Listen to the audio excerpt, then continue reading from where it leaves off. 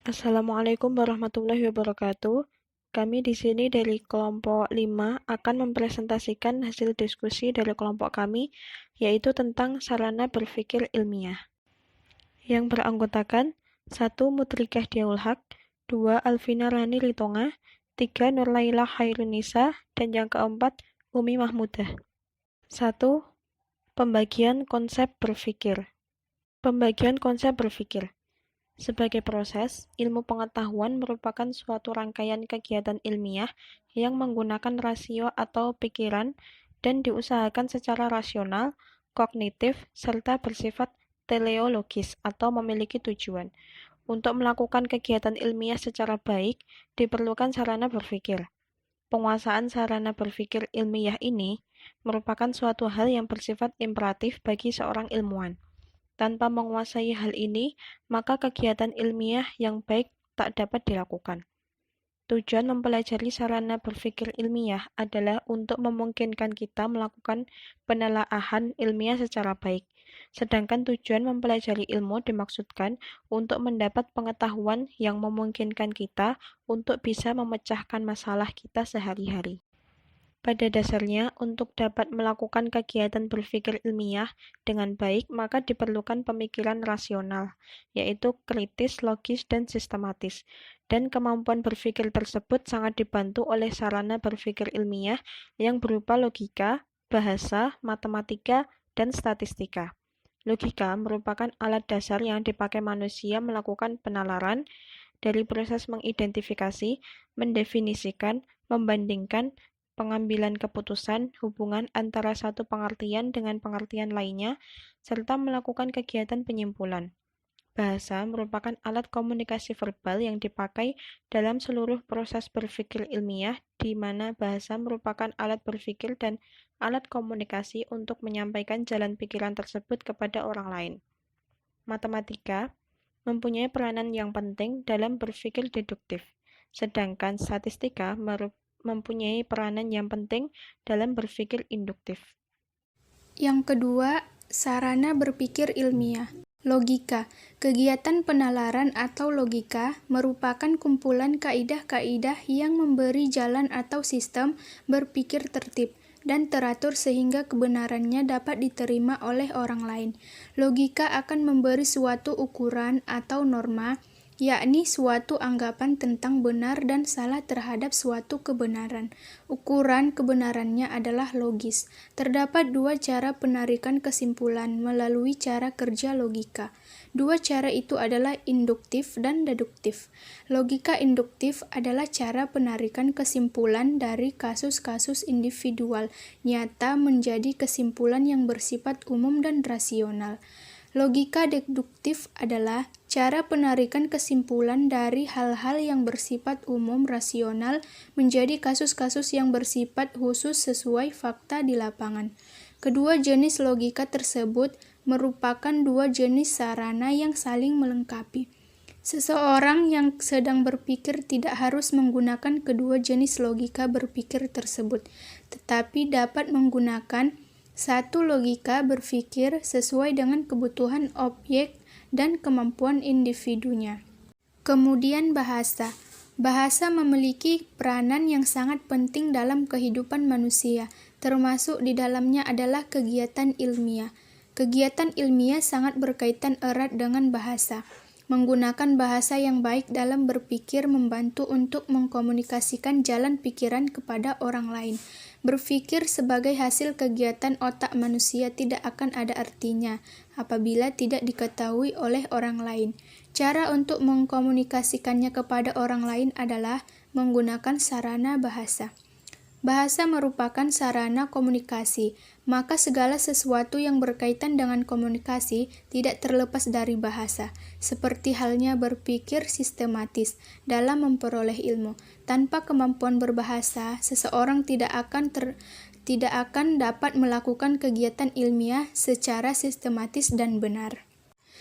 Keberadaan bahasa sebagai sarana berpikir ilmiah ternyata memiliki kelemahan-kelemahan yang melekat pada bahasa tersebut.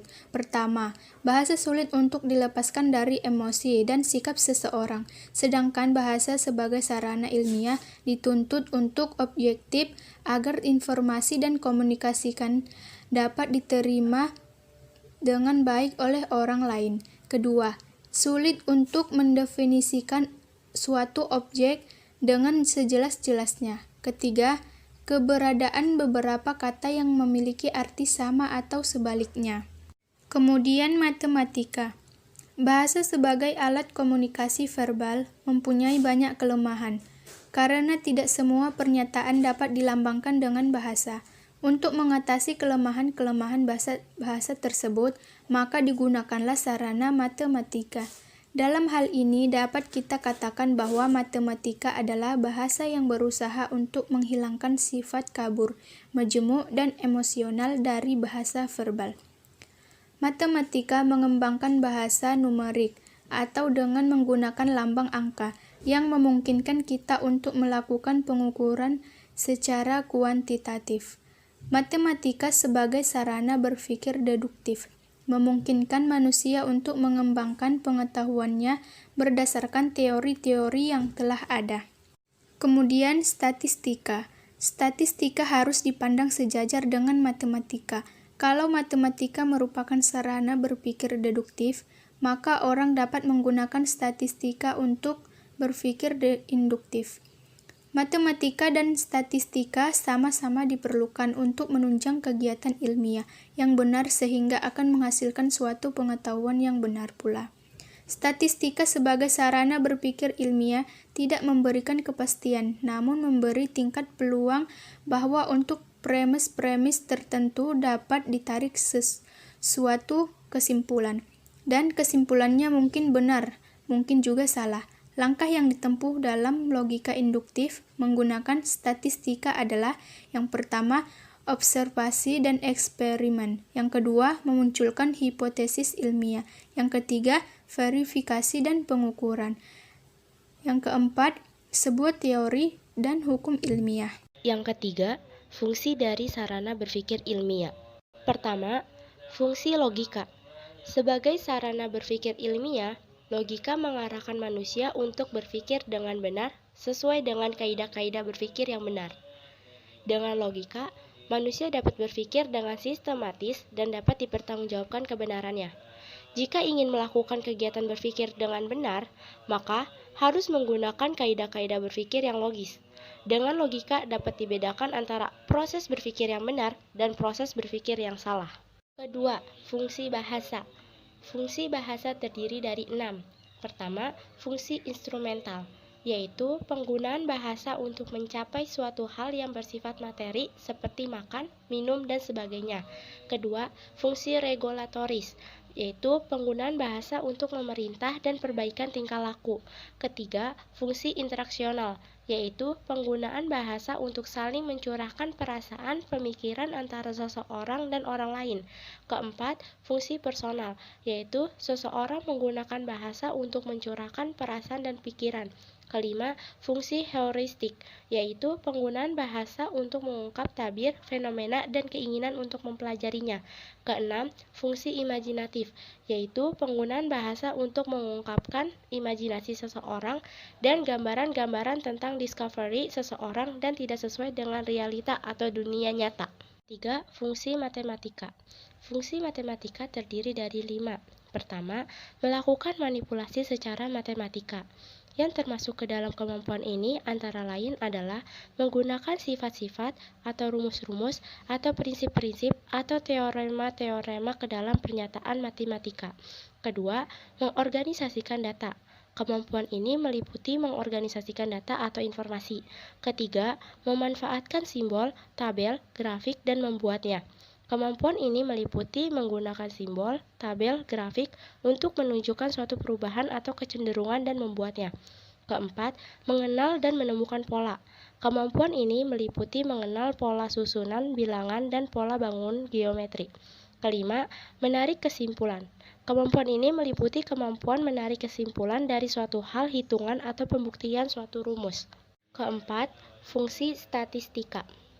Statistika digunakan untuk menggambarkan suatu persoalan dalam suatu bidang keilmuan. Maka, dengan menggunakan prinsip statistika, masalah keilmuan dapat diselesaikan. Suatu ilmu dapat didefinisikan dengan sederhana melalui pengujian statistika dan semua pernyataan keilmuan dapat dinyatakan secara faktual. Dengan melakukan pengkajian melalui prosedur pengumpulan fakta yang relevan, dengan rumusan hipotesis yang terkandung fakta-fakta empiris, maka hipotesis itu diterima keabsahan sebagai kebenaran, tetapi dapat juga sebaliknya. Selanjutnya, yang keempat, kesalahan-kesalahan berpikir. 1. Kekeliruan karena menyimpulkan dari dua premis yang negatif. Kekeliruan berpikir karena mengambil kesimpulan dari dua premis negatif. Apabila terjadi demikian, sebenarnya tidak bisa ditarik konklusi. Contoh, tidak satu pun barang yang baik itu murah dan semua barang di toko itu adalah tidak murah. Jadi, kesemua barang di toko itu adalah baik. 2. Kekeliruan dalam bentuk disjungtif. Kekeliruan berpikir terjadi dalam silogisme disjungtif karena mengingkari alternatif pertama, kemudian membenarkan alternatif lain. Padahal, menurut patokan pengingkaran alternatif pertama, bisa juga tidak terlaksananya alternatif yang lain. Contoh, dia pergi ke Makassar atau ke Bulukumba. Ternyata dia tidak di Makassar, berarti dia ada di Bulukumba. Atau dia bisa tidak di Makassar maupun di Bulukumba. 3. Kekeliruan karena mendasarkan diri pada kekuasaan. Kekeliruan berpikir karena berargumen dengan kekuasaan yang dimiliki, seperti menolak pendapat atau argumen seseorang dengan menyatakan, "Kau masih juga membantah pendapatku. Kau baru 1 tahun kuliah di sini, aku sudah 5 tahun." 4. Kekeliruan karena alasan terlalu sederhana. Kekeliruan berpikir karena berargumentasi dengan alasan yang tidak kuat atau tidak cukup bukti, seperti kendaraan buatan Yamaha adalah terbaik karena Lorenzo juara MotoGP.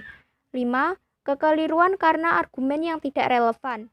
Kekeliruan berpikir karena mengajukan argumen yang tidak ada hubungannya dengan masalah yang menjadi pokok pembicaraan, seperti pisau silet itu berbahaya daripada peluru, karena tangan kita seringkali teriris oleh pisau silet dan tidak pernah oleh peluru. 5. Kesimpulan. Sarana berpikir ilmiah pada dasarnya merupakan alat yang membantu kegiatan ilmiah dalam berbagai langkah yang harus ditempuh dan dalam melakukan fungsinya secara baik. Untuk dapat melakukan kegiatan berpikir ilmiah dengan baik, maka diperlukan sarana berpikir ilmiah yang berupa logika, bahasa, matematika, dan statistika.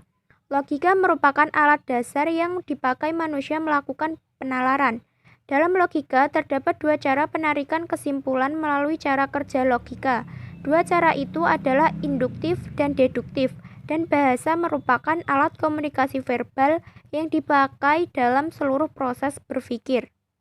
Keberadaan bahasa sebagai sarana berpikir ilmiah memiliki kelemahan-kelemahan yang melekat pada bahasa tersebut, serta matematika sebagai sarana berpikir deduktif juga mempunyai kelebihan lain, yaitu matematika mengembangkan bahasa numerik, sedangkan statistika mempunyai peranan yang penting dalam berpikir induktif. Maka dari itu, statistika harus dipandang sejajar dengan matematika, dan dari keempat sarana berpikir ilmiah tersebut memiliki fungsi-fungsi tersendiri, dan juga masih banyak kesalahan-kesalahan dalam berpikir. Sekian dari kelompok kami. Bila ada salah kata atau kekeliruan, kami mohon maaf. Dan terima kasih. Wassalamualaikum warahmatullahi wabarakatuh.